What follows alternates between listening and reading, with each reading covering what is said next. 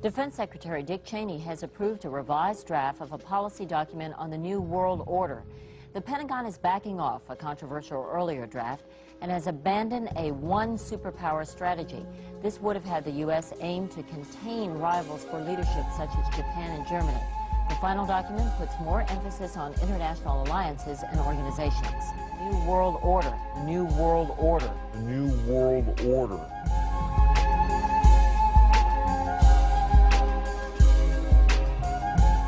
Defense Secretary Dick Cheney has approved a revised draft of a policy document on the New World Order.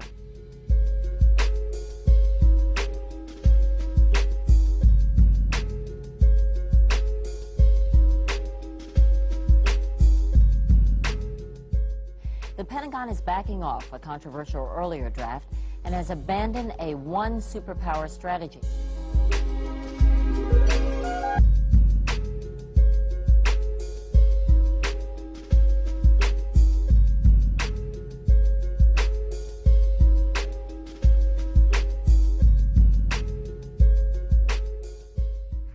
Religious leader Pope Paul VI, delegates to international organizations, public officials, gentlemen of the press, teachers and educators, all of you must realize that you have your part to play in the construction of a new world order. Time magazine recognized both Nixon and Kissinger as Men of the Year after announcing their new world order in China. However, they were working on it long before.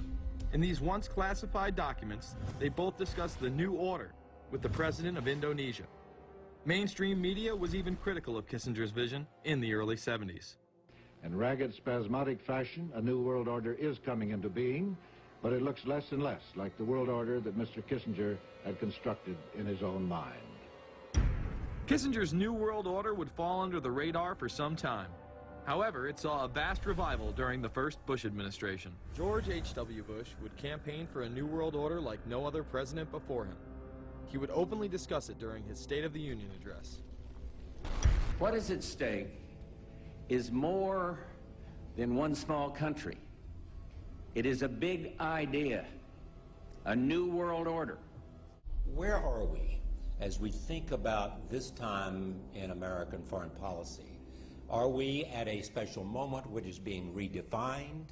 Or are we creating a new world order? When we are successful, and we will be, we have a real chance at this new world order. Tonight, Germany is united. Europe has become whole and free.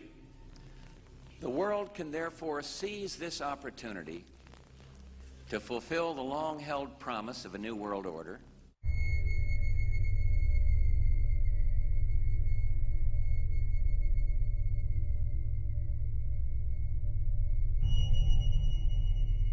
We can find meaning and reward by serving some higher purpose than ourselves.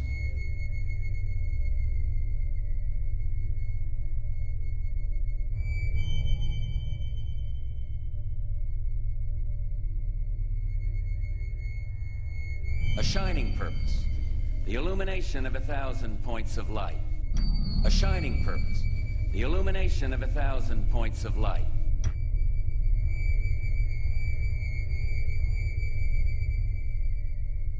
I think that the president's speech last night in New York said that China must be a part of the New World Order. Guess I would like to ask you how you envision China fitting into the New World Order. It is a country that we are going to have relationships with by virtue of its geopolitical importance. American officials say breaking down regional and national barriers to the flow of goods and services would represent a spectacular benefit to economies around the world. We are building a new world order. The prospects for a new world order now within our reach. A new world order emerging. As old threats recede, new threats emerge. The quest for the new world order is in part a challenge to keep the dangers of disorder at bay. We must build on the successes of Desert Storm to give new shape and momentum to this new world order. Only when this transformation is complete will we be able to take full measure of the opportunities presented by this new and evolving world order. The new world order really is a tool for addressing a new world of possibilities. Does anybody want to talk about the new world order? Is there a new world order out there? For the new world order he is trying to organize. Some people have called it the new world disorder, and there's a lot of truth to that. This is a world that is likely to be dominated in the near future, and perhaps longer, by the Gulf War and the New World Order, which is the buzzword of the moment. So the secret of a new world order, and at this point it's just a slogan, but it does have some historical background in terms that orders have succeeded each other over time. The secret of this is to learn how to use coalitions. We are effective in the United Nations. George Bush has invoked a new world order. And I'm not sure that it is in best U.S. interest to have a new world order in which we are the policemen. While many began to become critical of this order, the term began to evaporate into the background. A unipolar world, a world of one superpower, may be quite dangerous for us. The New World Order under the United Nations would mean, among other things, an end to our God-given rights given us and secured by the Constitution.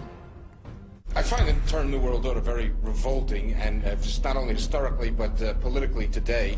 I think Harding is absolutely right, and the actions of the administration just after enunciation of the New World Order put the lie to the fact there is any real substance behind what they say as New World Order. The first act of the New World Order was A, to make war, and then B, was to sell arms all over again. Is there a new world order? To be a revolutionary is to love your life enough to change it, to choose struggle over exile, to risk everything, with only the glimmering hope of a new world to win.